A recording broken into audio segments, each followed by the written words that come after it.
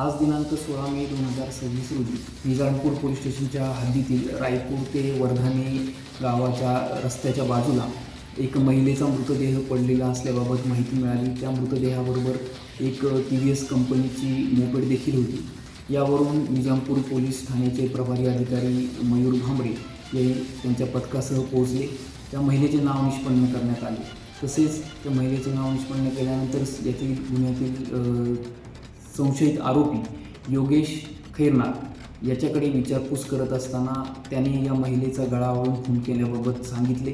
तसेच महिलेबरोबर असणारा अजून एक इसम अक्षय सोनवणे याचा देखील खून केला असल्याबाबत माहिती दिली आणि सदर अक्षयचा मृतदेह त्याची शिव गोरक्षनाथ गोशाळा आहे आरोपीची, त्याच्या मागील बाजूस वनजमिनीत लपून ठेवले असल्याबाबत माहिती दिली।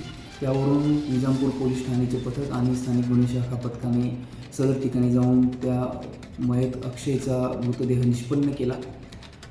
सदरच्या घटनेमध्ये निजामपूर पोलीस स्टेशनचे पथक आणि स्थानिक गुन्हे शाखा पथक यांनी अत्यंत कमी वेळामध्ये दुहेरी हत्याकांडचा आरोपी निष्पन्न केला। सध्या आरोपीला ताब्यात घेऊन अटक करण्यात आलेली असून पुढील तपास मयूर भांबरे प्रभारी अधिकारी निजामपूर पोलीस स्टेशन हे करत आहे। सदरची कारवाई माननीय पोलीस अधीक्षक विशाल आनंद यांच्या मार्गदर्शनाखाली निजामपूर पोलीस स्टेशन पथक आणि स्थानिक गुन्हे शाखा पथकाने संयुक्तरित्या पार पाडली आहे।